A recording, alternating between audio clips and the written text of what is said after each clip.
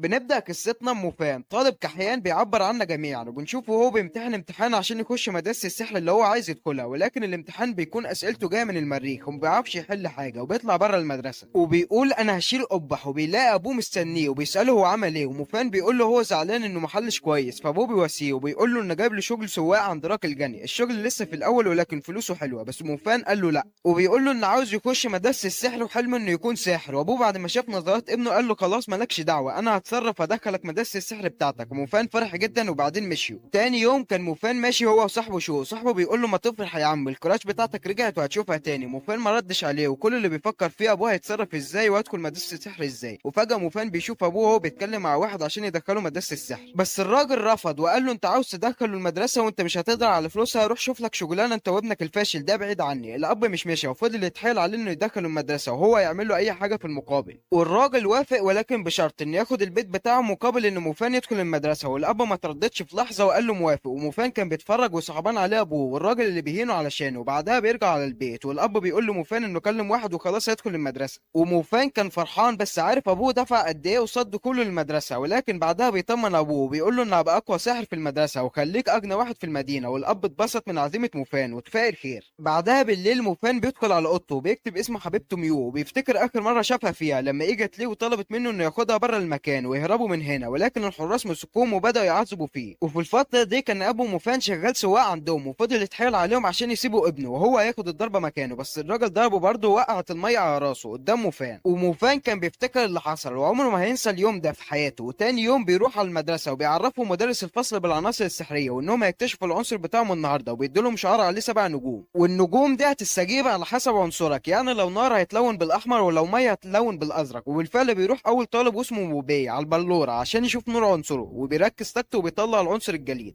لا ومش بس كده، ده كمان بينور نجمة في شعاره، ودي شيء نادر الحدوث، كل الطلاب بتمدح فيه وهو مناخيره في السماء. وبيروح جنب نوفان وبيقول لنفسه انا ايه اللي جابني مع الفاشل ده في الفصل تاني. وبيكمل باقي الطلاب اكتشاف عناصرهم ومحدش بياخد نجمة تاني لحد لما اخيرا بيجي دور موفان، والمفروض ان هو هيروح عشان يشوف نوع طاقته. وبيروح هناك وهو بيكون متوتر في الاول والعيال كلها بتضحك عليه طبعا، ولكن بعدها بيبدأ يركز عشان يكتشف طاقته. وبيروح في مكان غريب وبتظهر قوته قدامه، وقبل ما العنصر بتاعه يظهر في البلورة قدام الطلبة واحد من الفصل المجاور بيفعل عنصر البرق، والطلاب كلها بتروح عشان تشوف مين البطل ده. واتضح ان عنصر البرق بيظهر لشخص بس من 1000 واحد، وفي نفس الوقت بيكون موفان هو كمان فعل عنصر البرق بس محدش شافه. ولكن فجأة لون البلورة بيتغير كمان مرة وبيظهر عنصر تاني وبيكون هو عنصر النار. يعني كده يا شباب هو معاه عنصرين والاتنين احسن من بعض، يا من المحظوظة يا فوزي. بعدها بيرجع الطلاب على الفصل تاني وبيحاول الواد ده يخلص على موفان عشان لسه واقف، ولكن بيتصدم ان موفان فعل سحر ومش اي سحر، ده سحر النار اللي مفيش غير اتنين بس في الفصل اللي قدروا يظهروه، وده حاجة جامدة جدا. وموفان بعد ما شاف ردة فعل الطلاب على عنصر النار اتصدم وقال لو عرفوا بقى ان معاه عنصر البرق هيعملوا ايه، وبيقرر انه يخبي عنصر البرق وهيفاجئهم بيه بس بعد ما يتدرب عليه شوية. وبتعدي الايام وبيعلمهم المدرس اكتر عن قدراتهم، وبيقول لهم المدرس كل واحد فيكم عنده القدرة انه يفعل 7 نجوم، وبعد النجمة السبعة بتوصلوا لمرحلة الاطلاق. وبيطلع موبي عشان يوري المدرس عدد النجوم اللي قدر يتحكم فيها ويوصل لحد النجمة الخامسة، وده يعتبر أسرع طالب لحد دلوقتي. والمدرس بيمدح موبي على سرعة تدريبه ووصوله للنجمة الخامسة. وشوية طلاب كانوا قاعدين يحسدوا موبي عشان هو سريع في التدريب، وهم كانوا لسه في النجمة التانية أو التالتة بتاعتهم، لحد ما بتشوفوا موفان وأول ما بيعرفوا إن هو لسه في النجمة الأولى بيقعدوا يقلصوا عليه. وموفان في سحر النار ممكن يكون في النجمة الأولى، ولكن في سحر البرق هو وصل للنجمة السادسة ولسه له تكة ويقدر يفعل إطلاق العنصر البرقي بتاعه. وموفان بيروح على أخته شياو وبيلاقي أخته قاعدة على المرجحة، وده بيكون بسبب إن في شوية متنمرين اتنمروا عليها وأخدوا الكرسي المتحرك بتاعها عشان هي ما بتعرفش تمشي على رجليها وكده. وموفان بيتعصب جامد وبيروح على العيال دول وبيقول لهم رجع الكرسي بتاعه والا هكسركم دلوقتي. العيال بتقول له روح شوف لك كلبه بعيد عن هنا والا هنكسرك دلوقتي، انت مش شايف ان احنا 4 وانت لوحدك يا عيني. وبيقعدوا يشتموا في اخته موفان. وقتها موفان بيتعصب جامد وبيركز كل طاقته وبيفعل ال7 نجوم في عنصر البرق بتاعه وبيوصل لمرحله الاطلاق وبيطلع سحر بيه وبيكسرهم حرفيا.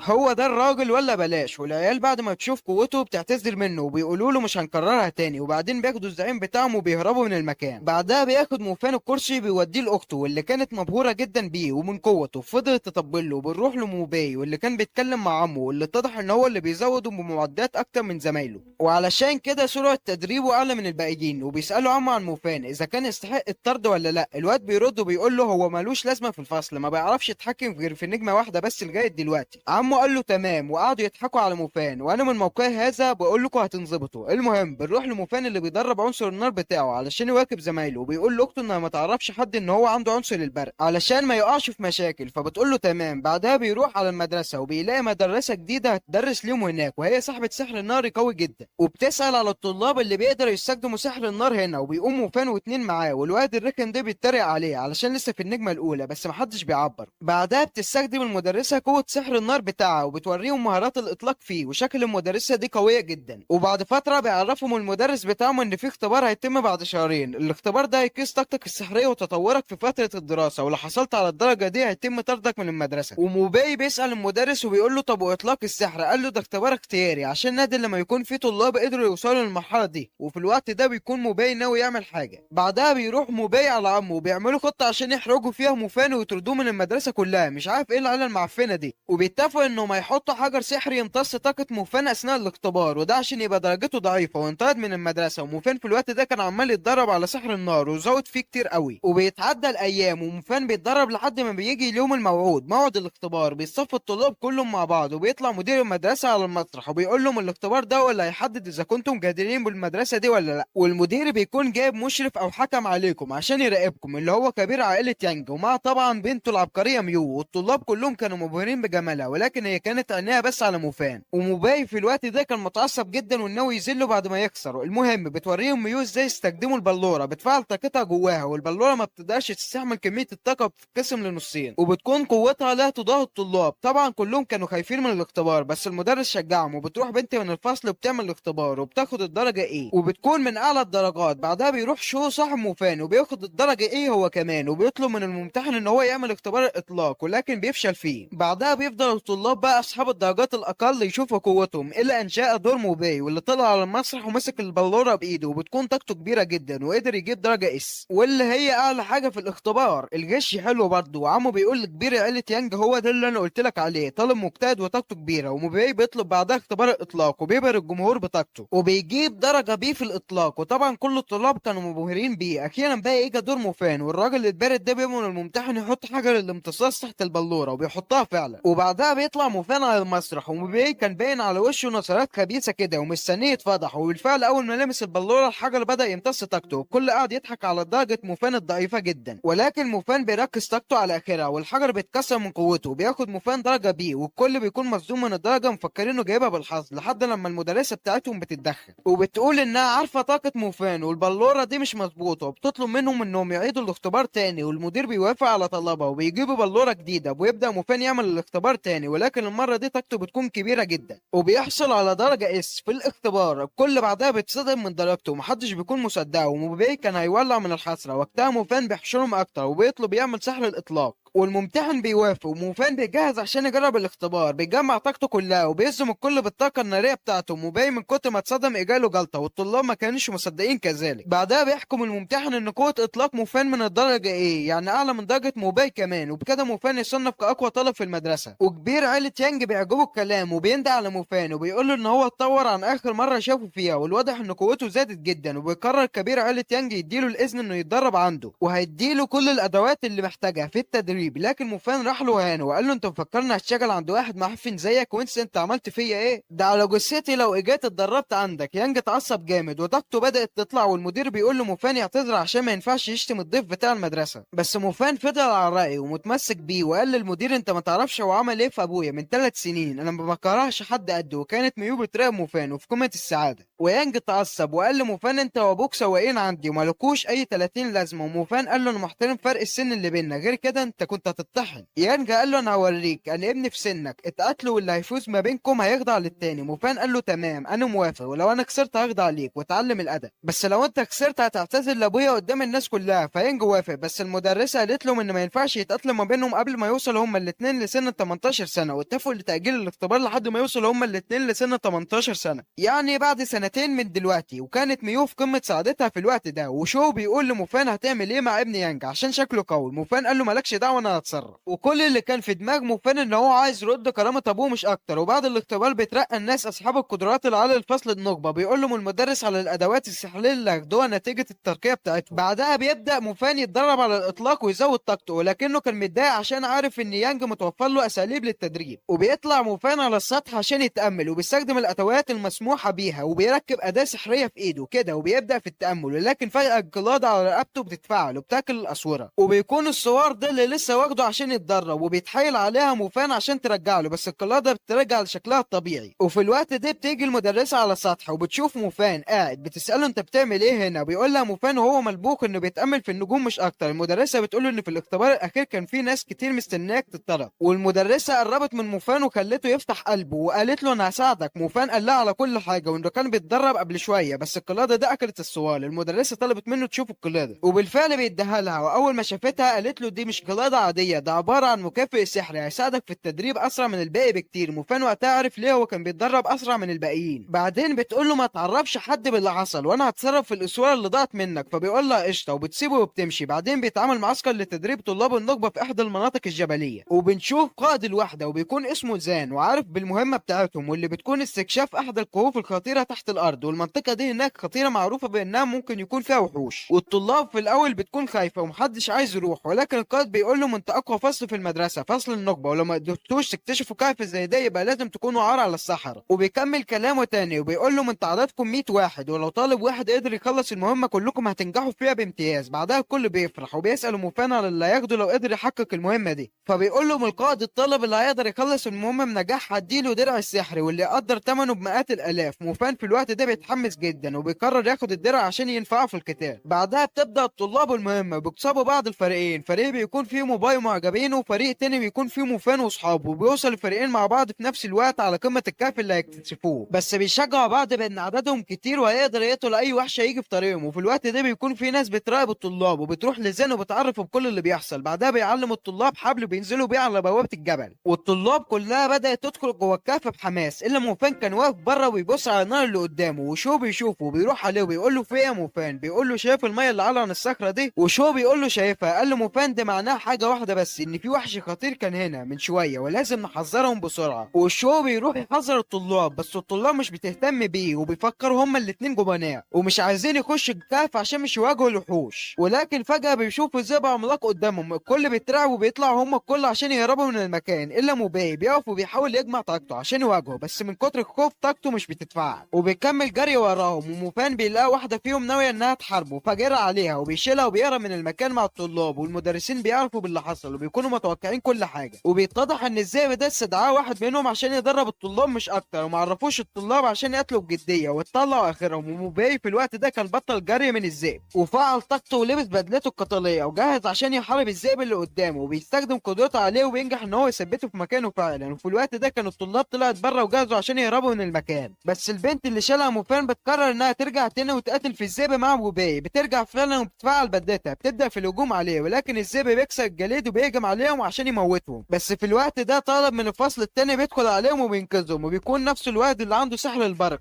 بس الوحش مش بيجراله حاجه وبيقدر ان هو يطلع رياح من بقه وبتوقعهم هما الاثنين. وموباي في الوقت ده بيحاول يهجم عليه هو كمان، بس بيقع على الارض زي خيبتها. والطلاب خلاص فقدوا الامل وحسوا انهم خلاص كده هيموتوا، بس في اللحظه الاخيره بيظهر موفان وبيستخدم قوته وبيفعل بدلته، بيكون وصل للمستوى الثاني من سحر النار وبيضرب ضربات كتيره متتاليه للذئب وما كانش عارف يعمل حاجه. موفان ولع فيه وبيروح الذئب للنار عشان يطفي النار اللي فيه، والمدرسين كانوا بيراقبوا الوضع وانبهروا من قوه موفان وقرروا انهم ينهوا الامتحان على كده. بس الشخص اللي استدعى الذئب بيقول لهم ان الذئب خرج عن السيطره وممكن يموت الطلاب. بنستكمل قصتنا لما المدرس مش عارف يسيطر على الذئب وبيقول لهم ان لو محدش لحق العيال دي هتموت لا محاله، والمدرسين بيترعبوا وبيقرر زين يروح عليهم عشان يلحقهم بسرعه وبيطلع جناحاته عشان يوصل ليهم. وفي الوقت ده كان الذئب طلع من النار وفي طريق ان هو يقتل واحد من الطلاب، ولكن في اخر لحظه بيتدخل شو وبيلحق البنت من قدامه وبياخدها في مكان امان وبيقول لها تستخبى وهو هيتصرف. وبالفعل بيستخدم تعويذه الرياح وبيجري بعيد عنها والذئب بيروح وراه. بس في وقتها الذئب بيشوف موفان وبيهجم عليه، وموفان بيحاول يهرب منه وبيستخبى في اي حته، ولكن الذئب بيعرف مكانه برضه. وكان خلاص الذئب هيقتله لولا تدخل شو اللي اخده بعيد عن الذئب وحاول يحميه، واضطروا ان هم يدخلوا جوه الكهف عشان باقي الطلاب تهرب ومحدش يموت. والبنت اللي حقها شو كانت قاعده بتعيط وعاوزه تلحقهم باي طريقه، ولكن الولاد دول كانوا خايفين على حياتهم بس ومش عايزين يتحركوا من مكانهم، لحد لما بيتفاجئوا بالجنرال الجنرال زان واللي جاي عشان يوقف الذئب ويلحق الطلاب، وبيسالهم عن مكان الوحش وبيعرفوه باللي حصل، وان موفان وشو استدرجوه جوه الكهف عشان يحموا بقيه الطلاب. والمدرسه بتقول احنا لازم نلحقهم بسرعه والا هيموتوا. وفي الوقت ده كان موفان وشو وصلوا على اخر الكهف والذئب هجم عليهم، ولكن شو بعد موفان عنه واخد هو كل الضربه مكانه. موفان بص على صاحبه ولقاه متعور ومغمى عليه جنبه، وقتها بيتعصب جامد وبيقرر ان هو يستخدم كل قوته عشان يقتل الذئب البارد ده، وبيفعل عنصر البرق بتاعه وبيضرب ضربات شلت حركته. بعدها موفان بيفعل عنصر النار وبيضربه بصخره بتقع فوق الذئب وبتخلص عليه نهائي. وبعد ما الوحش مات طاقته الروحيه بتتجمع وبتدخل جوه قلاده موفان. وزان في الوقت ده بيوصل وما بيكونش مصدق اللي شايفه، ازاي طالب قدر يتغلب على ذئب عملاق لوحده؟ ده اكيد في حاجه غلط في الموضوع ده. وموفان بيحاول يتهرب من الموضوع ده وبيقول له تعالى شيل صاحبي عشان نعالجه بسرعه، وبيشيله فعلا لحد لما بيوصل على بقيه الناس. واول ما بيوصل له صاحب الذئب بيساله عليه بسرعه، ولكن القائد بيقول له انه مات. والراجل بيزعل جدا على الوحش وبيقول له القائد انه ما يعرفش انه قلبه قاسي قوي كده، وبيقول له انه كان ممكن يلحق الطلاب من غير ما يقتله. بس القائد بيقول له مش انا اللي قتلته اصلا يا عم، ده اللي قتله موفان وانا وصلت متاخر وكان الذئب ميت اصلا. الكل وقتها اتصدم ومحدش كان مصدق اللي سمعه، ازاي مجرد طالب قدر يهزم وحش روحه لوحده. موفان بيقول له ما انا لو ما كنتش قتلته كان زمان قتلنا انا وصاحبي. فبيفرح الكل وبيكونوا مبهورين بيه جدا، وبيحكم الجنرال زين بنجاح الفصل كله وحصوله على درجه ايه، الا موفان بيتم منحه درع اس ودرجه اس كمان بسبب شجاعته. والطلاب طبعا بقوا منشكحين من السعاده وكانوا بيحيوا في موفان وبيطلعوا من الكهف، وبيدي القائد لموفان وسام تقديرا لشجاعته وتضحيته بيقتل شو وسام هو كمان. ولكن الجنرال زان كان قاعد بيفكر ازاي طالب قدر يهزم وحش قوي زي الذئب لوحده، حاسس ان في حاجه غلط في الموضوع. بس فجاه بيجي له واحد من العساكر وبيقول له ان في مجموعه من الوحوش بدات في الهجوم على الغابه، فبيأجل الموضوع ده وبيقرر يخلص عليهم. وموفان في الوقت ده بيكون فرحان جدا عشان اخد درع سحري يساعده في النزال ضد يانج. وبعدين بيرجعوا على البيت، وبعد ما رجع موفان على البيت قرر ان هو يطور سحر البرق بتاعه، وده علشان يقدر يقاتل بيه يانج. بس هو ازاي هيقدر يعري سحر البرق بتاعه من غير ما حد يعرفه؟ وبسبب كده كان في حيرة من امره لحد لما بتيجي في باله فكرة، وهي انه ينضم لنقابة الصيادين على اساس انه سحر وكده، وبكده يقدر يزود السحر البرق هناك، وفي نفس الوقت هيتدرب في المدرسة على سحر النار. وبالفعل بيروح موفان على نقابة الصيادين وبيكبوا وشه، ودي طبعا عشان محدش يعرفه، ويشوف اتنين بيتكلموا عن الصيادين وازاي بيقبلوا الاعضاء. فبيروح موفان على واحد منهم وبيسأل على شروط انضمام لفرقة الصيادين، والراجل بيستهزأ بموفان عشان شكله لسه صغير، وبيقول له هم مش بيقبلوا المبتدئين اللي اذا كنت من الالف اللي معاهم سحر البرق، يعني في الحالة دي ممكن يقبلوك، بس استحالة واحد زيك يكون عنده سحر البرق اصلا. موفان قال له خلصانة وراح وقف في الطابور. وقائد النقابة في الوقت ده كان متعصب جدا ومستني المرشح الاخير، وده بسبب ان كل اللي بيتقدم له مبتدئين وضعاف ومستهترين، الى ان جاء دور موفان وبيسألوا الممتحنين عن خبرته ونوع عنصره. موفان بيقول لهم ان عنصره هو البرق، ولكن هو لسه مبتدئ فيه، بس اللجنة بيكونوا مش مصدقين ومفكرينه بيهزر، وبيقولوا له ان هم مش فاضيين للعب العيال ده. بس موفان بيوريهم سحر البرق بتاعه وخلاهم ينصدموا، واللجنة حرفيا ما كانوش مصدقين اللي شايفينه. وبيدخل عليهم القائد بسرعة بعد ما بيسمع موفان وبيوافق ان هو ينضم لفريقه. ودخل موفان وبدأ يتعرف على اعضاء النقابة، وكان في واحدة فيهم من عائلة يانج، وموفان كان خايف انها تتعرف عليه. وهم واقفين بتدخل واحدة عليهم وبتنبئهم بسبب هجوم احد الوحوش على المدرسة الرئيسية للبنات. وبالمناسبة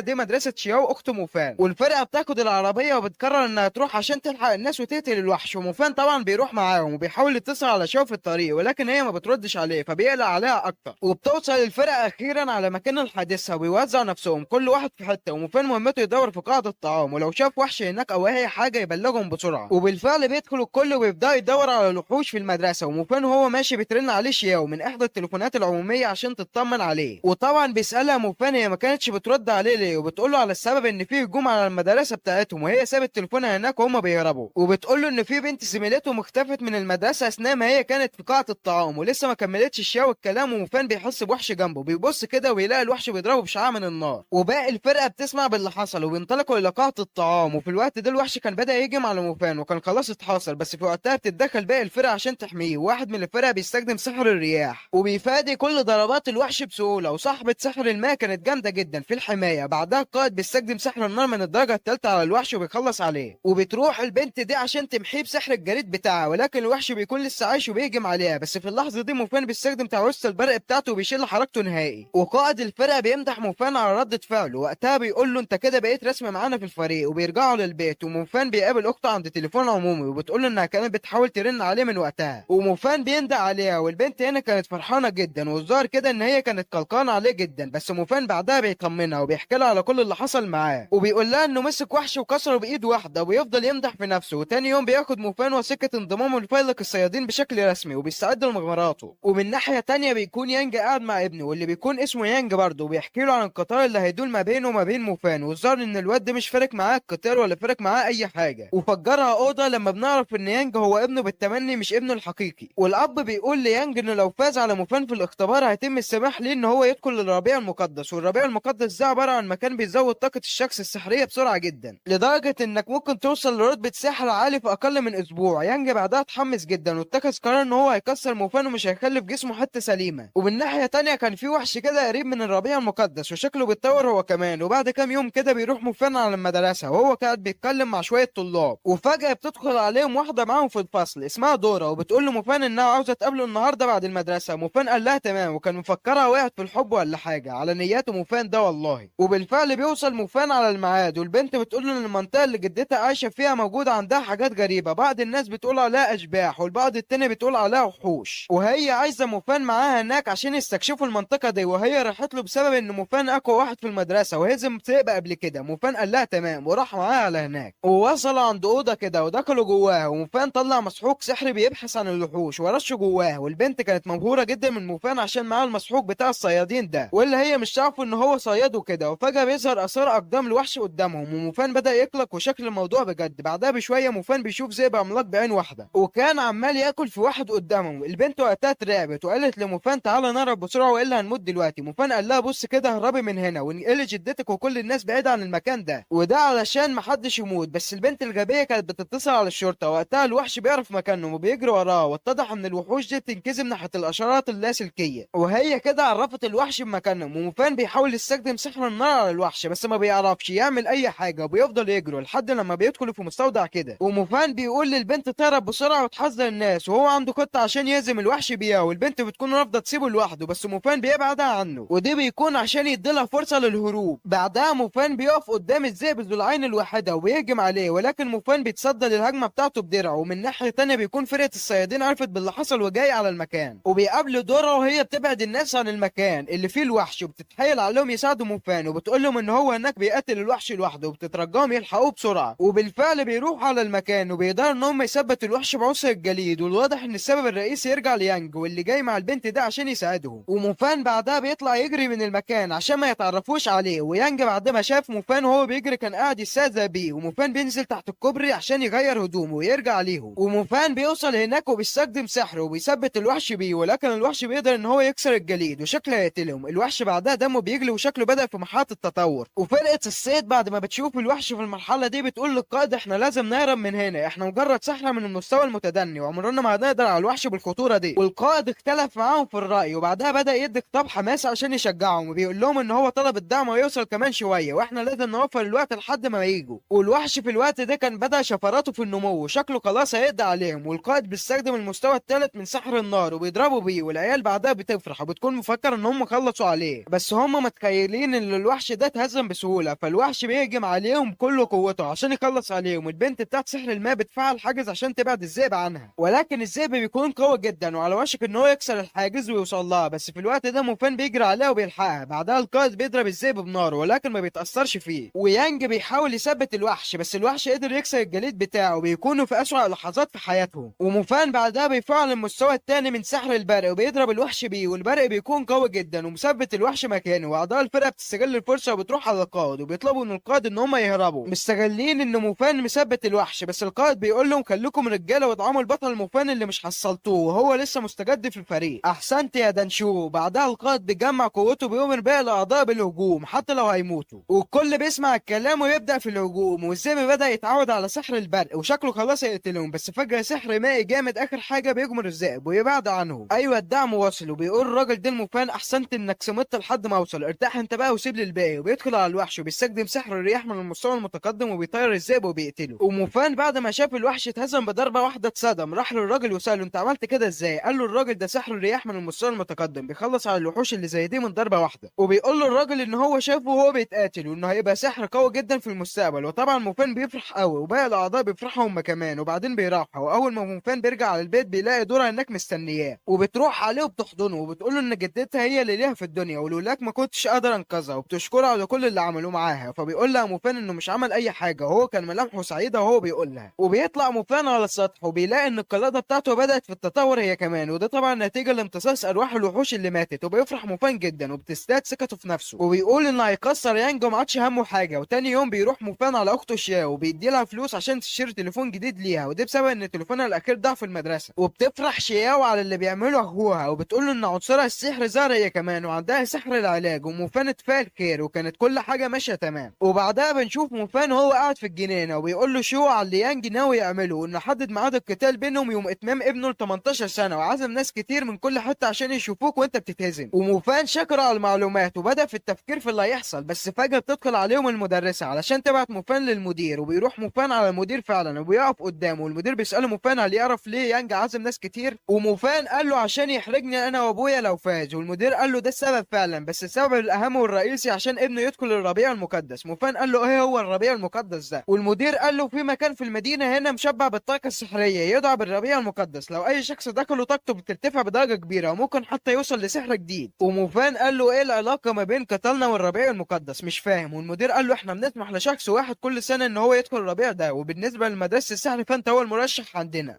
أما بالنسبة للعائلات الغنية فينجا هو المرشح بالدخول. وموفان قال له يعني اللي هيفوز فينا هو اللي هيدخل الربيع. المدير قال له بالظبط كده، بس للأسف الأشخاص في العائلات الغنية بيكون معاهم معدات سحرية متطورة وبيكون فرصتهم أكتر، وعشان كده احتمال إنه يكون وصل لمستوى أعلى منك في السحر، بس مهما كان برضه حاول تزود سمعة المدرسة. وموفان قال له تمام. ومن جانب تاني ميو كانت قاعدة مع أبوها وبتقنعه بإلغاء القتال اللي هو ما بين موفان ويانج، بس أبوها بيرفض تماما وبيقول إن هو لازم يعلم ابن السواق ده الأدب. وبتسكت ميو ومش بتقدر تتكلم. وفي يوم النزال بالليل كان موفان قاعد على جبل وبتأمل في الحلبة اللي هيقام فيها القتال بتاعه، وبتجيله ميو هناك واللي عرفت مكانه من أخته شياو، وبتحاول شياو تقنعه إن هو ما يروحش القتال ويهرب عشان يانج مش هيرحمه، وبتقول له إن هو ناوي يسبب لك إصابة دايما في القتال بكرة. وميو بتسأله عن السبب. موفان بيقول لها إن أبوها مش بيسمع كلامها وساعات بيخليها تعمل حاجات مش بإرادتها. بتقول له ميو أيوه ده اللي بيحصل. موفان قال لها بالرغم من ده كله أنت مش بتكرهيه صح؟ ميو قالت له مش بكرهه، في الأول وفي الآخر ده أبويا ومستحيل إن أكرهه. وموفان قال لها إن أبوه بيحبه وبيفهمه وبيعمل كل حاجة في إيده عشان يراضيني، وسمح لنفسه إن هو يتهان وينضرب عشان يحميني، وأنا عمري ما هضيع فرصة زي ده عشان أرد له كرامته، وأنا عمري ما ههرب وهاجي بكرة الحلبة وأخلص على يانج ده. تعالي بكرة وهتشوفوا قدراتي عاملة إزاي. وأخيرا يأتي يوم النزال وبيكون موفان في طريقه للمعركة، وبتوصل فرقة الصيادين هناك. وأول ما بيدخل موفان عليهم بيحس أعضاء النقابة إنهم عارفينه بس ما بيكونوش متأكدين لسه. وبعدين بيروح موفان ياكل من أكل الحفلة وبيكون مش بايع على الدنيا، وبيشوفوا القائد زان وبيكون مستغرب منه عشان هو بياكل مش شايل هم القتال ولا قلقان. وبيرد عليه موفان إن الأكل لذيذ وبيقترح عليه زان ينضم للقوات بتاعته لو حد فكر يلمسه هيكسره، والجنرال بيعمل كده عشان بيكون خايف عليه، بس موفان بيرفض طلبه. وبعدها بيسيب الجنرال وبيمشي، وبيجي شوية من زمايل موفان عشان يشجعوه في القتال. وبعدها بيطلع يانج مع ابنه على المسرح وبيشكر الناس اللي اجت على حفلة ميلاده، وبيقول لهم يانج انه طبعا عشان يولع الحفلة عمل نزال ضد اقوى طالب في المدرسة، وبيقعد يرد في كلام مش ليه لازمة. وبيدخل موفان على الحلبة وبيستنى خصمه، وكان الضيوف كلها بدأ يتجمعوا عشان يتفرجوا على القتال بتاعهم واللي من ضمنهم ابو موفان طبعا. وبيدخل يانج على الحلبة اخيرا عشان يتواجهوا، وبيحيوا بعض هما الاتنين بسحرهم وبيستعدوا للقتال. بس قبل ما يبدأ بيقول يانج لموفان انه يتكسر ومش هيروح سليم من هنا، وموفان قال له نفس الكلام وكل واحد بيروح لمكانه. وبيبدأ القتال ويانج بيستعمل المستوى الثاني من الجليد وبيتلج المكان كله، بس موفان بيحاول نفسه بشحنة نارية للمستوى الأول من سحر النار وبيصدها، وبيهجم موفان بالمستوى الثاني من سحر النار، ولكن يانج بيهرب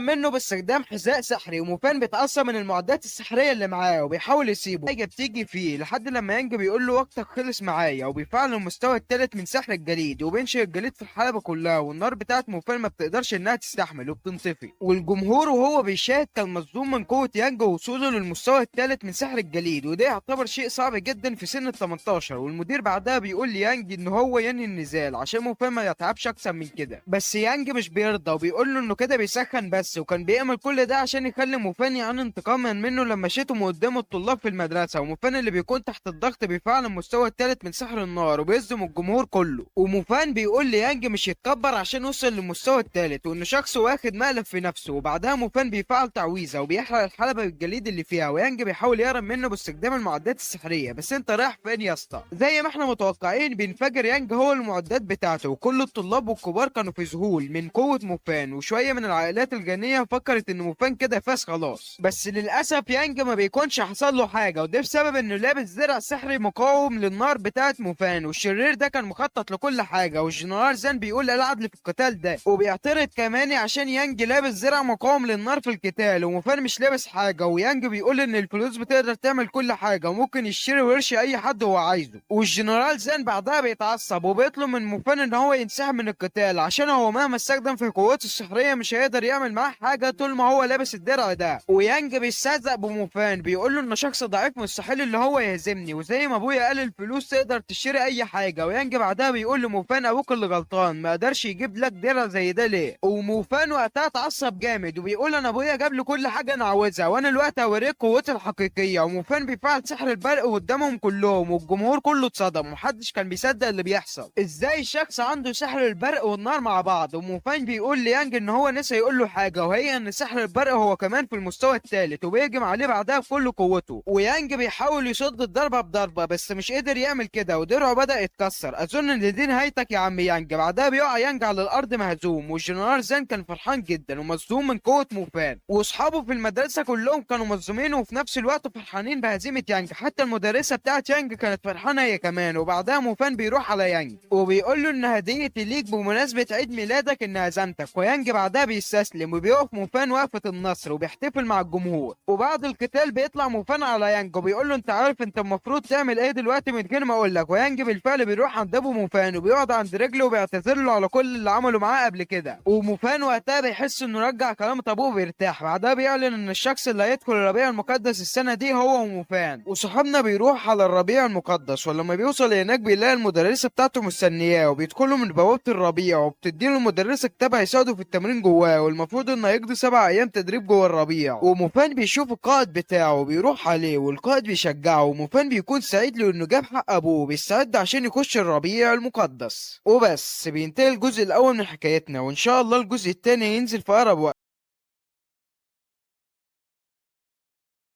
نبدأ قصتنا بجالفين وهو بيستفيق من النوم وبيستكشف العالم الجديد اللي هو انتقل ليه، وبنفهم منه انه انتقل للعالم ده كتعويض ليه من الحاكم بسبب الغلطة اللي هو عملها. بس بنعرف ان هو انتقل للعالم الجديد ده مقابل ذكرياته في حياته القديمة، وده عشان يعلم مهاراته. وبنشوفه بعدها وهو في الغابة، وطبعا زي ما الحاكم قال مش بيكون فاكر اي حاجة من حياته القديمة، ولكن بتفكره القايمة السحرية بكل اللي حصل وبتوري له المهارات اللي عنده واللي بنعرف من خلالها انه مستدعي. وبيقرر جالفين انه يروح لاقرب قرية عشان يسجل في النقابة، واثناء ما هو في الطريق بنعرف ان القايمة دي هي الحاكمة بتاعته، وانه من طلباته كان انها تبقى مرافقته في العالم ده واللي بيكون اسمها ميلفينا. لكن كالفين مش قادر يستدعيها لانها من مرتبة عالية جدا ومحتاج يقوي من نفسه عشان يستدعيها. بعدها بيوصل جالفين للنقابة وبيطلب التسجيل فيها، واثناء التسجيل كان هيكتب تصنيفه الحقيقي في ورقة التقديم واللي هو مستدعي، ولكن ميلفينا بتوقفه وبتقول له ان رتبة المستوى نادر جدا ولو هو كتبها هيلفت الانظار بسرعة. فبيدرك كالفين خطورة الموضوع وبيقرر ان هو هيسجل نفسه برتبة السحر الاخضر، وعشان هو لسه بادئ يتصنف في الرتبة اف واللي هي بتكون اقل الرتب. وبتقول له الموظفة اللي في النقابة انه ما ينفعش يطلب مهمات اكبر من رتبته اللي بدرجة واحدة، وبتقول له كمان انه لو اختارها وفشل فيها هيدفع عقوبة كبيرة، فلازم يكون موضوعه في اختيار مهامه. فالحل الوحيد عشان يترقى انه ياخد 10 مهمات ورا بعض وينفذهم. بعدها بيطلب منها كالفين تديله قائمة المهمات لمبتدئ زيه، واللي منها بيختار كالفين انه يقتل 2 سلايم، وهو كده كده محتاج انه يجرب قوة المستدعي بتاعته على مخلوقات زي السلايم كتجربة. وبيشتري كالفين عصاية سحرية بمعظم الفلوس اللي معاه عشان يحارب بيها الوحوش. وبعدها بيروح فعلا لمكان متواجد فيه مجموعة من السلايم الازرق وبيساتر بيهم جدا وبيهجم عليهم، ولكن بيتصدم من سرعتهم وبيقدر واحد منهم انه يوقعه. فبيقوم كالفين وبيقرر انه هيبطل هبل وهيقاتل بجدية، وفعلا بيسرع من ضرباته وبيضرب السلايم، وساعتها بتكون نقاط الصحة الخاصة بالسلايم قلت واللي بتخليه قابل للترويض. وبيقدر كالفين انه يروض وبيفرح جدا ان هو نجح في الترويض، وبيقرر ان هو يسمي السلايم ده كلوتو. وبعدها بيستكمل كالفين وكلوتو قتال السلايم اللي هيسلموهم للنقابة بعد ما يخلصوا. بنعرف ان حاليا مفيش اي رتبة او مستدعي في العالم ده غير كالفين، وان اعلى اللي موجودين حاليا هم في رتبة بي وجي، والزيادة في قوتهم ضعيفة جدا عكس كالفين اللي بيقدر يزيد من نقاطه ضخمة جدا بسهولة. وكمان اي حد مرتبط بسحره زي كلوتو كده هيزيد هو كمان. وبيروح بعدها عشان يستأجر غرفة نوم بالفلوس اللي اخدها من النقابة، ولكن بالصدفة بيشوف شخص بيبيع عبيد من الالف الف انواع تانية. وبيبص في عين واحدة منهم واللي لقاها كلها حزن، ولكن بعدها بيسيبها ويمشي. وبعدها بيفضل جالفن يقتل في الوحوش ويعلي مستواه هو وكلوتو. وبيقدر جالفن انه يفعل مهارة يخفي بقى مستواه الحقيقي،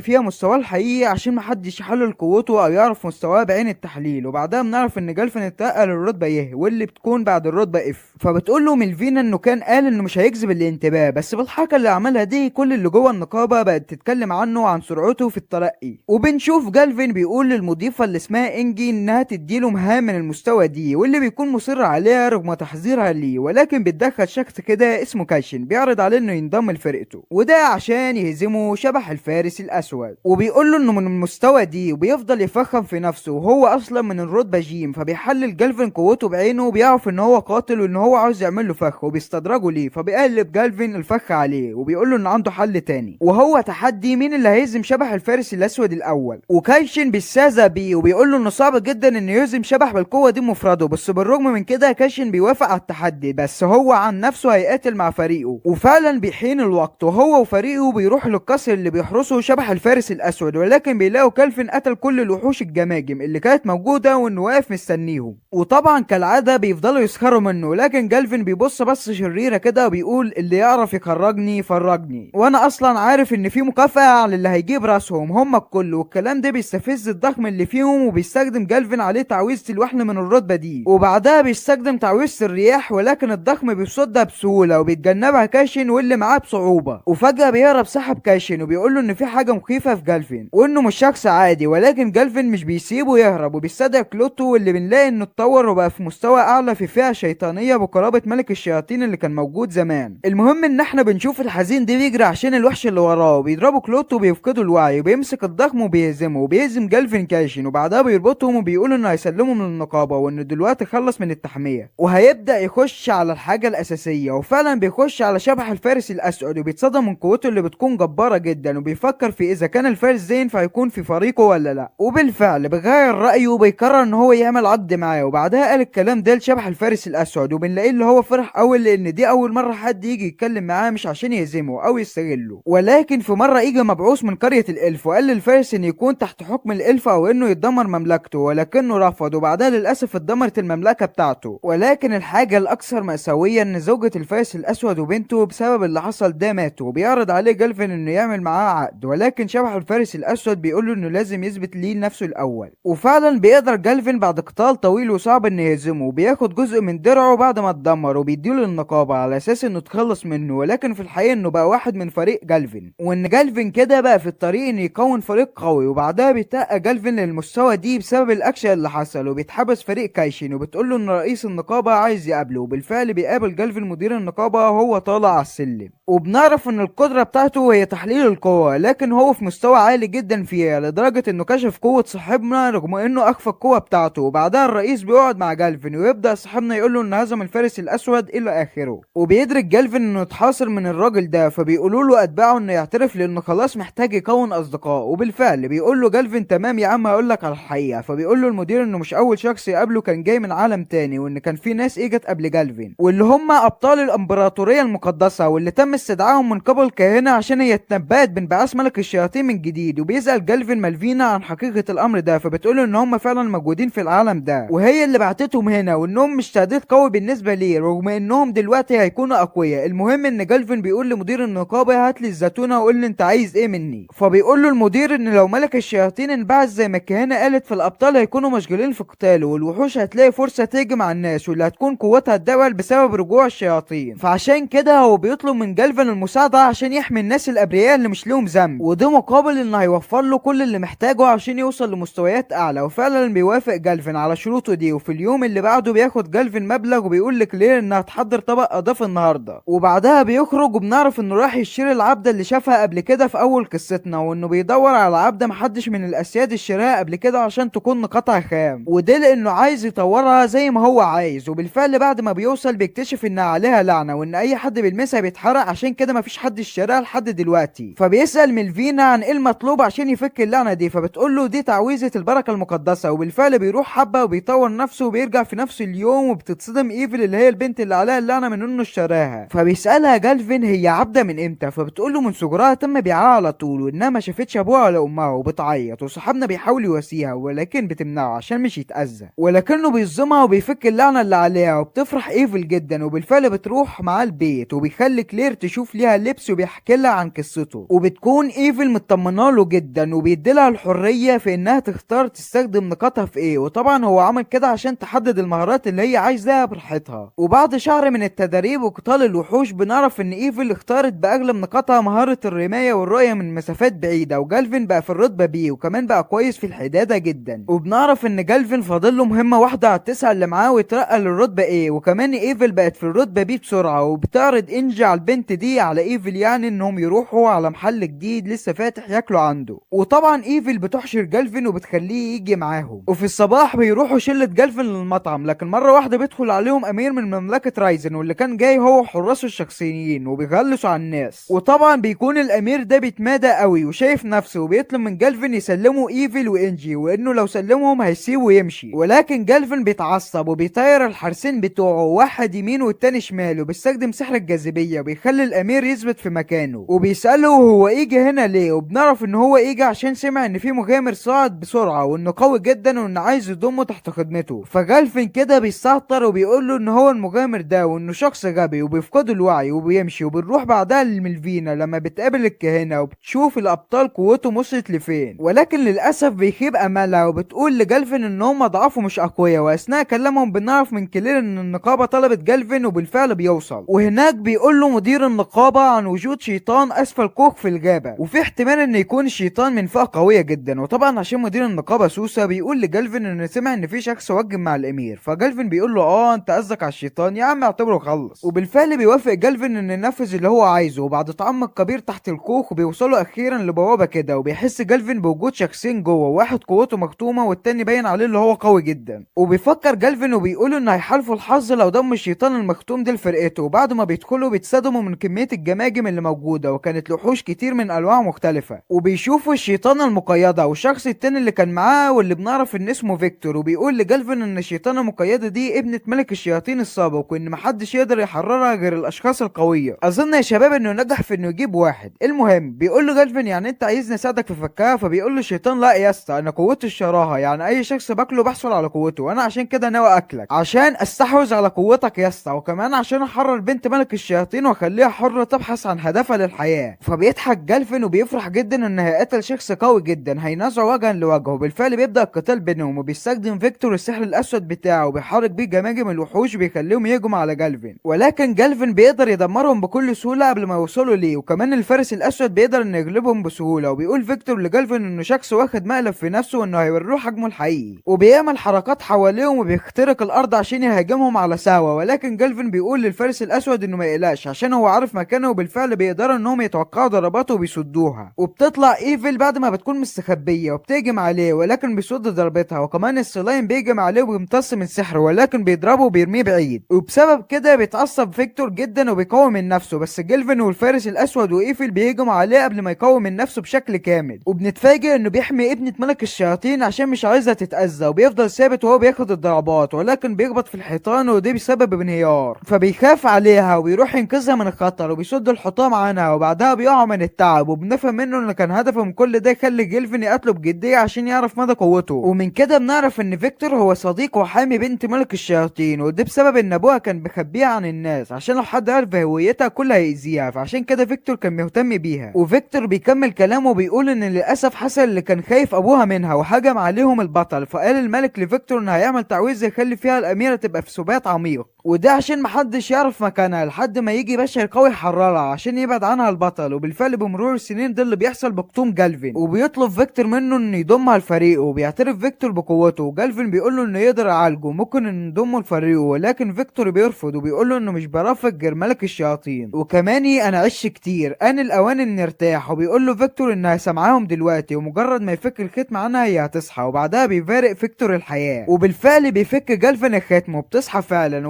وبتعيط لانها خسرت فيكتور كمان زي ما فقدت ابوها. وبيطلع جالفين من الكوخ وبيخفي القرون بتاعت بنت ملك الشياطين عن طريق تركه معينه كده، بيكون اسم البنت دي هو سيرا. بعدها بيمشي جالفين وبيحتفلوا كلهم بترقيته اخيرا للرتبه ايه. وبتقعد سيرا تفتكر ذكرياتها مع فيكتور بعد ما الكل نام، وبتتوعد انها تكون اقوى هتخليهم فخورين بيها. وبعد مرور الوقت بتعلى مستويات جالفين وفريقه، وبتلبس سيرا قفازين من درع فيكتور عشان بتحس لما بتعمل كده انه بيقاتل معاها. وبعدها بيقول جالفين انه تعب جدا الفتره دي وانه جعان وعاوز ينام، ومره واحده قال انه عايز ياكل رز. وطبعا محدش يعرف في العالم ده ايه هو الرز، ولكن جالفين بياخد اجازه وبيذهب في رحله لمدينه توراج اللي موجود فيها نبات شبه الرز كده. هما في الطريق بيهجم عليهم قطاع طرق، ولكن جالفين بيقول لسيرا انها تروح تلعب معاهم عشان هو مش عنده رغبه في قتال حد. وبالفعل ابتدت سيرا انها تهزمهم كلهم وبتذلهم قوتها الكبيره. وبعدها جالفين بيربطهم وبيروح يوديهم لمديريه النقابه بتاعه البلده دي، واللي بنعرف ان العصابه اللي هجمت عليهم هي عصابه الرياح السوداء، وان قائدهم في المستوى ال70 والمطلوب من صاحبنا انه يقضي عليه. ولكن الموضوع ده بيبقى صعب لان زعيمهم قدام الناس بطل شعبي، وان في مشاكل هتحصل بين البلاد لو راحوا قبضوا عليه كده. وعشان كده بيخلي جالفين سيرا تستشهد اي حد مستوى عالي قريب، واللي بنفهم منه انه كان عارف ان الابطال هيكونوا في المدينه دي في التوقيت اللي هو فيه. والفعل بيتفق مع مديريه النقابه انها تدي المهمه دي للابطال بحيث انه يستغل سمعتهم كابطال وبيمنع اي مشاكل تحصل بين البلاد. وبنروح لاعضاء تانيين من عصابه الرياح السوداء وهم بيحاولوا يفرقوا بنت عن امها عشان يعذبوها، لكن هنا بيوصل جالفين وفريقه وبيقضي عليهم وبيحرروهم. وبعدها بيروحوا لزعيم العصابه، وطبعا زعيم العصابه بيقول لجالفين انه هيستمتع بالقتال ده عشان جالفين قوي وكده. فراح جالفين قال اضحك يعني ولا اقول لامه ايه ده. وجالفين بيقول ان هدفه الرئيسي هنا انه يقابل الابطال مش اكتر. وبالفعل بيكونوا الابطال في الخارج وبيقابلوا السلايم بتاع جالفين وكانوا هيهجموا عليه، ولكن بتوقفهم البنت اللي انقذها الفين قبل كده وبتقول لهم انه رفيق المغامر اللي انقذها. وبيوصلوا للمكان اللي فيه جالفين وبيلاقوا اعضاء عصابه الرياح مضروبين جامد واقعين على الارض، بس بيفكروهم هم المغامرين اللي انقذوا الناس. ولما بيمشوا بيلاقوا جالفين وفريقه قدامهم، وطبعا الابطال بيفكروهم هم عصابه الرياح السوداء. وطبعا بتحصل حوارات كتير بينهم، وفرقه جالفين بتمثل ان هم الاشرار وبيستعدوا الابطال لقتال ملحمي ما بين جالفين. وصاحبنا بيقول لفرقته انه هيواجههم لوحده ومحدش منهم يتدخل اثناء المعركه. استكمل قصتنا لما جالفين بيقول لفريقه انه هيواجههم لوحده ومحدش منهم يتدخل اثناء القتال، وفريقه بيقول له ان مستواهم اقل منه لكن هم فريق كامل فهزيمتهم هتكون صعبه. في الوقت ده قائد الابطال بيقول لهم لازم نكسب المعركه ونهزم عصابه الرياح السوداء وبيشجعهم. وفعلا بتبتدي المعركه بينهم وبين جالفين وبيهجم على واحده منهم وبيسرق المهاره بتاعتها عشان يستخدمها في القتال. والبطل تويا بيتعصب وبيهجم عليه، وباقي فريقه بيعالجوا صاحبتهم ميامي في الفريق. وتويا بيستمر في الهجوم على جالفين بكل قوته، وفجاه جالفين بيعمل جدار وبيفصل بينهم لكن سيستونا بتدمره بضربه واحده. وفجاه جالفين بيهاجمهم بضربه قويه جدا وبيتصدوا لها بصعوبه، وبعدها بيفعلوا مهاره الاعماء وجالفين ما بيكونش شايف حاجه، وبالفعل بينجحوا في تثبيته بالجليد لكن جالفين بيفك نفسه بسهوله. وبسبب كده تويا بيتعصب وبيخرج كل قوته، وباقي فريقه بيساعده وبيهجموا على جالفين وبيثبتوه. ميامي بتخرج وحش عملاق وبتهجم عليه، ولكن المفاجاه ان جالفين بيصد الهجوم باستخدام المهاره اللي نسخها من ميامي وبيستخدم قوته وبيدمر التعويذه وبيقدر انه يحرر نفسه. وبعدها بيهجموا عليه تاني بكل قوتهم، ولكن جالفين بيهزمهم واحد ورا واحد مما ادى ان الابطال اغمى عليهم. ولما بيفوقوا جالفين بيقول لهم على كل حاجه وانهم مش عصابه الرياح السوداء ولا حاجه، ولكنه كان الهدف من قتالهم انه يجس نبضهم ويعلمهم بعض المهارات ويحسن مستواهم. وتاني يوم بيتم نقل عصابه الرياح السوداء عشان يتحبسوا، وجالفين بيشكر ميستو وبيقول لها انه هيغادر المدينه قريب. وبعدها بيتوجه هو وفريقه لمكان عشان يتدربوا فيه على حاجات كده. وتاني يوم بيقابل الابطال قبل ما يغادروا المدينه وبيديهم ميداليات هديه قبل الوداع وبيركبوا السفينه وبيمشوا. بعد كده سيرا بتيجي وبتقول لجالفين ان ملكه توراج عايزه تشوفه، وبعدها بيروح فعلا رفقه فريقه للقلعه وبيقابل الملكه وبنعرف ان اسمها تسوباكي، وبتشكر جالفين على تطهير توراج من المجرمين وبتقول له انه لو عايز اي حاجه في اي وقت يبقى يطلبها. وجالفين بيقول لها خلصانه وبيمشي من المدينه بالانتقال الاني وبيرجعوا لمدينه بارس. واول حاجه جالفين بيشتريها هي فيلا وبيقعدوا فيها، وبيعين جالفين 2 من اللي انقذهم في توراج في الفيلا كموظفتين. وبعدها جالفين بيروح ينام لكنه بيفتكر ميلفينا وبيحاول يستدعيها وبالفعل بينجح في استدعائها. وتاني يوم بيقعدوا ياكلوا مع بعض وميلفينا بتقول له ان هي راحت له المكان اللي هو كان قاعد فيه بس مش لقيته، فبيقول لها جالفين انه ساب الفندق واشترى الفيلا دي. بس فجاه جيرارد بيسأل كالفين عن هويه البنت دي، فميلفينا بتقوم تقف وبتعرف عن نفسها وبيتصدموا كلهم لانها اظهرت نفسها اخيرا عشان هم كانوا بيسمعوا صوتها بس. وبتقول لجالفين بما انك نجحت في استدعائي فلازم تاخد مكافأة، وبتديله مهارة النجمة الذهبية واللي بتمكنه لو انه اتلقى ضربة قاضية ومات يرجع للحياة تاني. بس المهارة دي مرة واحدة في الشهر ممكن يستعملها. وكمان ميلفينا بتدي لجالفين فرصة انه يستدعي بطل من عالم تاني تاني. وبعد كده ميلفينا بتتدرب مع سيرا عشان تعلمها شويه مهارات، وبنشوف جالفين هو بيفكر هل هيستدعي حد ولا لا، وبيقعد مع ميلفينا وبيسالها ليه بيتم استدعاء ابطال رغم ان هي ممكن بسهوله تقضي على ملك الشياطين، وبتقول له ان ملوك الشياطين عندهم مهاره خطيره جدا وبيكون لها تاثيرين. التاثير الاول بيكون مضاعفه قوه الشر عندهم لدرجه انها بتشوه شكلهم، والتاثير التاني هو الغاء اي ضرر مهما كانت قوته. وبيستغرب كالفين وبيسالها امال هيتهزموا ازاي، وبتقول له ان المهاره دي بتشتغل على سكان العالم ده فقط، عشان كده بنستدعي ابطال من عالم تاني واللي بيكون عندهم القدره في التاثير في ملوك الشياطين عشان قوتهم مختلفه عن اي شخص في العالم ده. وبيكون جالفين محتار بسبب انه عايز يستدعي بطل من عالم تاني، وميلفينا بتقول له ان في طريقتين للاستدعاء، الاولى هو انك تستدعي بطل بذكرياته كلها زي ابطال ديرميس كده، والتانية انك تستدعي شخص قبل ما يموت بلحظات وبيكون الشخص ده فقط لذكرياته كلها عن العالم بتاعه، ودي هي الطريقه اللي جالفين انتقل فيها للعالم ده. وكمان الطريقه دي بتمكنك من اختيار شكلك والمهارات اللي هتستخدمها. فكالفين بيقول لها هل ينفع اختار الشخص اللي انا عاوز استدعيه، فبتقول له لا عشان الموضوع بيتم بشكل عشوائي خالص. وبيجي الليل وجالفين بيجمع الفريق بتاعه وبيقرر يستدعي بطل جديد ينضم الفريق، وبيشرب جالفين جرعه التعافي عشان الموضوع يستهلك كل المانا اللي عنده، وفعلا بيبدا في الاستدعاء. والموضوع بيكون صعب جدا، بس بالرغم من كده بيتمكن جالفين من انهاء الاستدعاء. بس المفاجاه انه بيتم استدعاء طفله صغيره وبنعرف ان اسمها سايكي، وبعدها كيلفين بيعرف نفسه وسايكي بتساله هل هي فعلا انتقلت لعالم اخر، وبالفعل بتتاكد سايكي وبتكون فرحانه جدا وبتبكي من الفرحه. وبعدها جالفين بيفقد الوعي بسبب استهلاك كل قوته السحريه في الاستدعاء، وبنعرف ان سايكي كانت على وشك الموت في المستشفى، وقبل ما تموت بيتم استدعائها للعالم ده، وبنشوفها وهي بتستكشف العالم الجديد اللي هي انتقلت ليه، وبتكون فرحانه جدا بسبب انها رجعت تمشي تاني. بعدها جالفين بيروح ليها وبيقول لها ان هو برضه كان مستغرب لما يجي هنا ومش كان عارف يعمل اي حاجه في الاول، ولكن اتدربت كويس لحد ما بقيت المغامر الاقوى هنا. وبعدها بيقول ليها ان لو هي مش عايزه تقعد معاه عادي، بس بتنفعل سايكي وبتقول لا انا عشت طول حياتي مريضه لحد ما انت جبتني هنا، انا هفضل على طول معاك عشان ارد لك الجميل ده. فبيتفائل جالفين وبيقول لها ان هي هتبقى اخته الصغيره قدام الناس عشان محدش يستغرب. وتاني يوم بيخرجوا للغابه عشان يعلوا مستواهم، وجالفين بيستخدم مهاره مشاركه الخبره الخاصه بيه وبيشاركها على موظفينه، وبسبب كده مستواهم بيزيد بسرعه بسبب قوته، وباقي فريقه بيقتلوا الوحوش اللي في الغابه، وبسبب كده مستوى الكل بيعلى بسرعه رهيبه جدا. لكن فجاه بتحس ايفل بوحش بيقرب منهم، وبتقول لجالفين ان الوحش ده اسمه ذئب الظل، وبالفعل الوحش بيظهر قدامهم وبيهجم عليهم، لكن جالفين بيتصدى ليه وبيعمل معاه تعاقد، وسايكي بتكون فرحانه جدا. ودي ليه يا عزيزي المشاهد؟ لانها بتحب الحيوانات جدا. واثناء ما كانوا قاعدين فريق اورد بيكونوا في الغابه ويقابلوهم، وبيكونوا بيتدربوا في الغابه عشان عندهم مهمه من الرتبه بي، لكن سيرا جيرارد بيقول له انهم قتلوا كل الوحوش اللي في الغابه. وايفل بتستخدم مهاره الكشف عشان تتاكد، وبالفعل ما بتلاقيش ولا وحش في الغابه، وبسبب كده اورد وفريقه مش هيعرفوا يكملوا المهمه. وجالفين بيتاسف لاورد على اللي عمله في الغابه، واورد بيقبل اعتذاره وبيقول له انه جمع فريق قوي جدا وانه يقدر دلوقتي ينجح في امتحان الرتبه اس. بعد كده جالفين وسايكي بينضفوا السيب عشان يكون مرتب، وبنعرف انه هيكون رفيق سايكي، يعني هما الاتنين هيكونوا ثنائي. وفي اللحظه دي كالفين بيقول ان ليو كان مخبي عليه موضوع الامتحان عشان يستدعيه فجاه، لكن ايفل بتطمنه وبتقول له انه نجح في كل المهمات اللي اخدها، وده هيكون اول امتحان بالنسبه لجالفين. المهم ان سايكي بتسمي الوحش اليكس، وكمان بتبقى عندها مهاره بتفهم بيها لغه الحيوانات. بعد كده بنشوف جيرارد بينادي على سايكي عشان ده وقت التدريب بتاعه، وبيقضوا وقت ممتع مع بعض. وبيجي الليل وجالفين بيقول ليهم ان في لصوص محاصرين القصر، وسيرا بتقول ان جيرارد بيحرس غرفه ايلي ولوكا، وكالفين بيقول لهم ان مستوى اللصوص قليل جدا. وفجاه جالفين بيقول لسايكي واليكس ان هيقوموا بالمهمه دي اللي هي هزيمه اللصوص يعني، وفعلا بيوافق على المهمه. وجالفين بيديها السيف بتاعه وبنروح للصوص، والقائد بتاعهم بيقول ان هم لازم يقتلوا جالفين عشان مش يقف قدام مدينه رايزن، وبيهجموا على القصر، ولكن سايكي لهم بالمرصاد وبتنجح في القضاء عليهم. وجالفين بيقول للسلايم ينظف المكان، وبيقول لسيرا انه هيستخدم الحد الادنى منطقه شفاء على اللصوص عشان يسلمهم للنقابه. وبنروح بعدها القائد اللصوص اللي بيحاول يستدعيهم عشان ينسحبوا، ولكن جالفين بيروح ليه وبيقول لهم ان هم مش هيجوا عشان احنا هزمناهم وكلهم. وفجاه قائد اللصوص بيقول له ان هو اكيد اللي هزم القائد كريستوف زعيم عصابه الرياح السوداء، وان الابطال المقدسين مش هزموه ولا حاجه، والقائد بيتعامل معاه تمام بعد الرغي الكتير اللي هو قاله. بعد كده بنروح لحكام مدينه رايزن العسكريه، والامبراطور زلت رايزن بيكون عامل اجتماع، وفجاه اسجار ابن الامبراطور بيقول له اكيد جمعتنا عشان تتكلم عن فشل كريستوف اللي اتهزم على ايد كيلفين. وترايزن قائد جيش وحوش الشياطين بيقول انه كان معلق امال كبيره على كريستوف وفريقه، والامبراطور بيقول لهم ان هم في مشكله خطيره جدا بسبب اللي هيحصل الحرب بين الدول الثلاثة ضد دولتهم، وقائد جيش الوحوش بيرحب بالحرب وبيقول احنا مجهزين بالأسلحة الحديثة على عكس بقية البلاد التانية اللي كانت بتنعم بالسلام، واحنا كده هنقدر نهزمهم بسهولة وكمان نسيطر على الثلاث دول ونوحد القارة كلها. فجيلمارا بتقول ان توحيد القارة هدفنا النهائي، ولكن ده مش وقته خالص. والقائد اسجارد بيأيد فكرة الحرب هو كمان، وبيقول ان الدول الثلاثة ضعفاء جدا قدام القوى المرعبة اللي مخبيينها للحرب. بعدها بنشوف صاحبنا جالفين هو متوجه لقرية القرف مع الفريق بتاعه، وهنا بتحس ايفل بشعور غريب وكأنها كانت هنا قبل كده. فبيقول لك جالفين يمكن عشانك نص الف عشان كده بتحس انك كنت هنا قبل كده. وبنعرف سبب توجه جالفين لقرية القرف، وده لما كان بيتكلم مع مدير النقابة قبل ما يبدأ الرحلة بتاعته، واللي عرفنا ان اللصوص دول تبع ترايزن، وان ترايزن بتخطط لحاجة وعمالة بتعمل نشاطات ومشاكل على حدودها، والمشاكل دي مع الدول المجاورة ليها، ومن الدول دي هي دولة جوان واللي بيكون الالف تحت حمايتهم. وهنا بيفكر جالفين في الموضوع وبيقول ان هم بيعملوا كده عشان يحصلوا على العبيد. وفجأة مدير النقابة بيصدمنا لما بيدي لجالفين رسالة من ملك الوحوش جوان، وانه هيقابله شخصيا عشان يجتاز اختبار الوصول للرتبة اس، وعشان جالفين يوصل للرتبة اس محتاج موافقة حاكمين على الاقل. وهو بالفعل اخد موافقة الملكة تسوباكي من تراب. وبنعرف ان الملك يونهارت سمع كل المدح اللي صدر عن جالفين، وان الملك الوحوش ده غادر الرحلة في صغره عشان يتعلم القتال، والصدمة انه مرجعش منها غير وهو الرتبة اس. فبيقول جالفين انه اكيد هيبقى قوي جدا، ولسه بتقول له ايفن انه لازم مش يرخي دفاعه. بنلاقي سام اتحدف ناحيتهم اللي كان صادر من جنود الالف. فبيقول لهم جالفين انه جايب امر من الملك، وبيوري لهم الرسالة اللي معاه. وبيعتذر شيخ القرية نيرس، بس مرة واحدة بيتصدم لما بيشوف ايفل وبيقول لها يومل ازاي انت لسه عايشة. بعدها بيحكي لهم ميرليس انهم كانوا عايشين حياتهم الطبيعية في قرية الالف مسالمة، لكن في يوم من الايام تم هجمتهم بواسطة ملك التنانين الناري، وده احد ملوك التنانين العظماء، واللي كان طالب منهم انهم يقدموا الالف اللي اهانته واذلته والا قريتهم هيخليها رماد. ولكن للاسف محدش عارف مين اللي اغضبته لحد دلوقتي، واللي واقف قدامه ساعتها كان فتاة اسمها يوميل، واللي قالت له سيب اهل القرية في حالهم ووجه كل غضبك عليا انا. وهنا بيعجب التنين الناري بيها وبيقرر انها تكون عروسته، وهنا هياخدها معاه. وبعد مرور الوقت بيلاقوا الالف جثة يوميل واللي بتكون في الغابة، فبيخافوا لحسن التنين الناري يهجم عليهم تاني، وبيقرر انهم هيسيبوا مكانهم وينتقلوا لمكان تاني. وده السبب ان الراجل اتصدم لما شاف ايفل عشان هي شبه يوميل جدا.